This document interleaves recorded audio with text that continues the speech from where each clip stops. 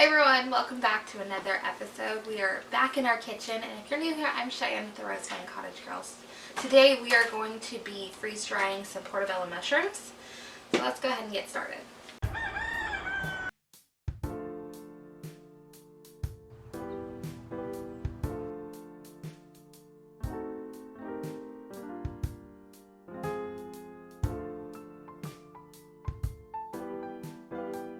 We are going to just thinly slice our mushrooms. You could also dice these. We do it both ways, just depending on what you're wanting. They both freeze dry really well.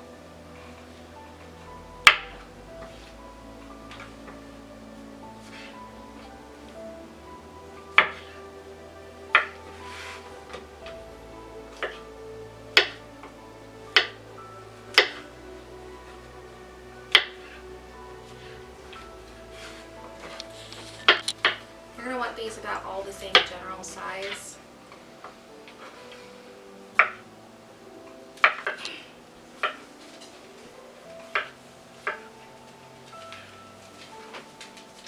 We have about 16 ounces of mushrooms right here that we're going to be doing.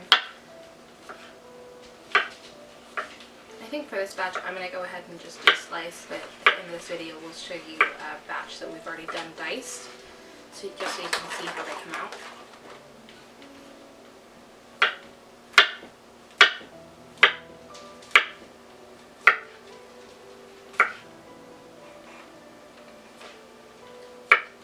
Also sprinkle these with just a little bit of salt before you run them through the freeze dryer. I like to use these for soups or gravy, and you just can throw them back in, or into your whatever you're working with and have them rehydrate in your stock. That way you don't have to hydrate them outside of the dish you're making, and it turns out really delicious. We did that with some mushroom soups. Also works really well for gravy that way. It's gonna slide on me. So if you are not wanting to rehydrate it in the dish you're making, you can go ahead and weigh your trays empty and then weigh them again with the mushrooms on top of it. Then after you are done with the freeze drying run, weigh that tray again, and whatever the weight it has lost is, that's how much water or broth or whatever you're going to add back to your mushrooms to rehydrate them.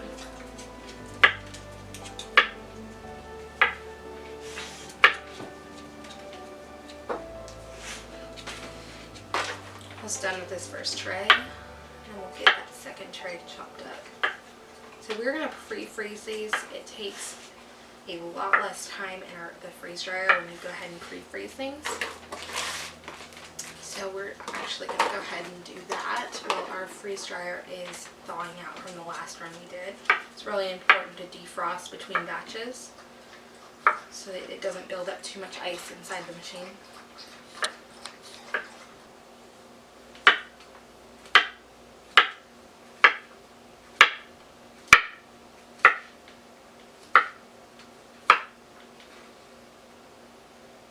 So this is where having an extra set of trays comes in handy, especially if you've got a batch already running. You can just go ahead and fill the trays and pop them in your freezer, and they are ready to roll when that freeze dryer is frosted and the batch is done running. So you can just start it back up. I'll put a link down below in the description for everything we use for our freeze drying.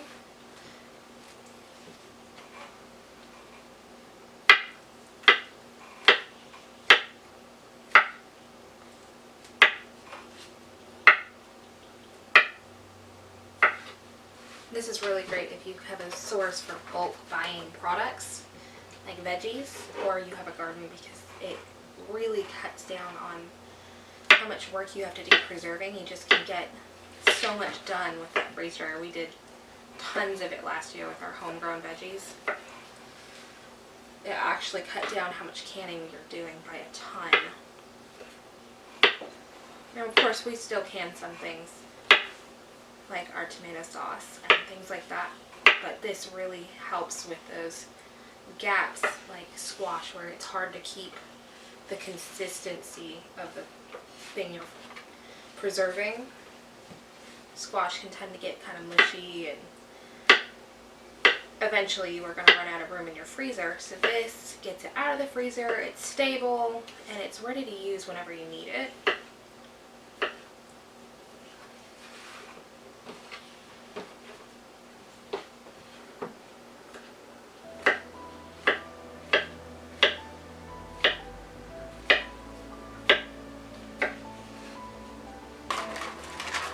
Got 3 more, and then we are ready to get these in the freezer.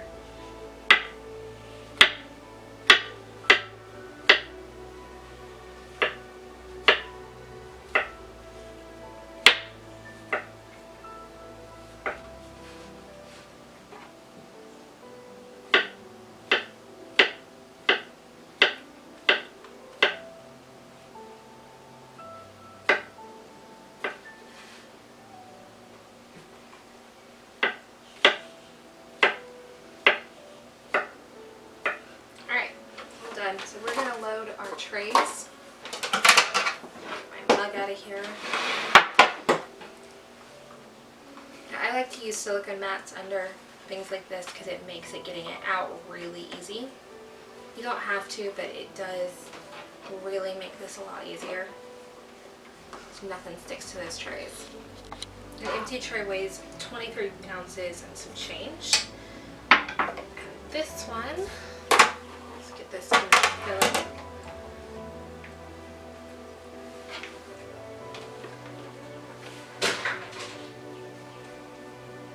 Weighs 34 and a little bit extra. So you can take this up to the lip while you're filling it. There we go. So this weighs 38 ounces and a little change. Get what's left over on this other tray. And they sell dividers so you can divide out what you're putting in here.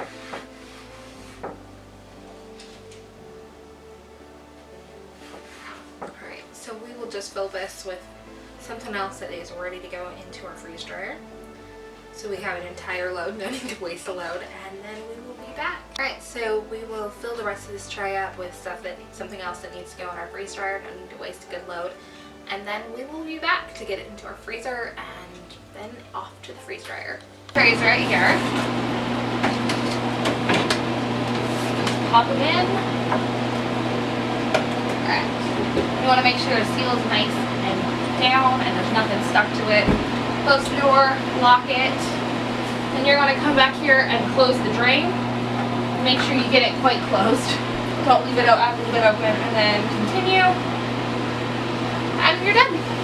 Alright, so we rehydrated the chicken. Let's try some mushrooms this time. I'm just going to do a couple. We'll read that and seal this in a minute. Add some hot water. And I'm going to add just a little bit of salt. I'm just going to add a little lid to lock in the steam for those mushrooms, and we're just going to let them sit for a bit. While our mushrooms are rehydrating, we're going to go ahead and reseal this.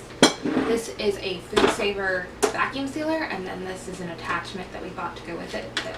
We have a small mouth and a wide mouth jar attachment. We're just going to pop that over the lid, and then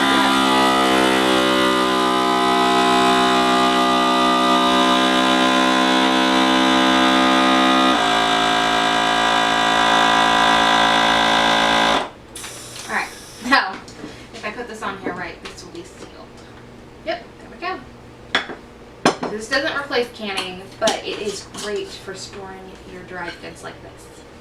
Okay, so you don't technically need a ring for the top of your jars when you're vacuum sealing it. I like to keep it on there just so nothing accidentally pops it loose. It just adds an extra layer of protection. Using a jar over Mylar is helpful because if you've got a rodent problem or you don't want to keep micromanaging and make sure you don't have a rodent problem where you're storing your Mylar bags, which they can chew through. They can't get through your glass. So this is really helpful.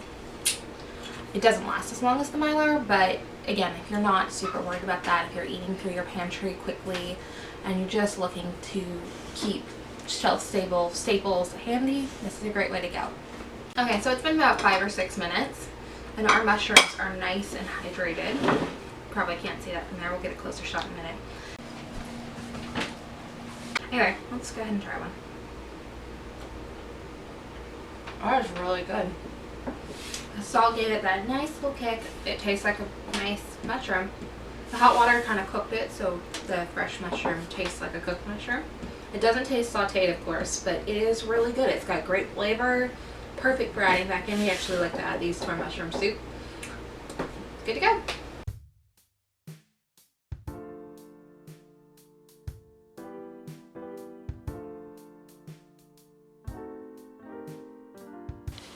Are you coming to help? Yeah? Yeah, cuddles. Are you gonna help me? You gonna help? I need to wash your hands. Yeah. Are you gonna help? Yeah? You gonna help me? You're such a good girl. You're such a sweet girl. Yes, you are.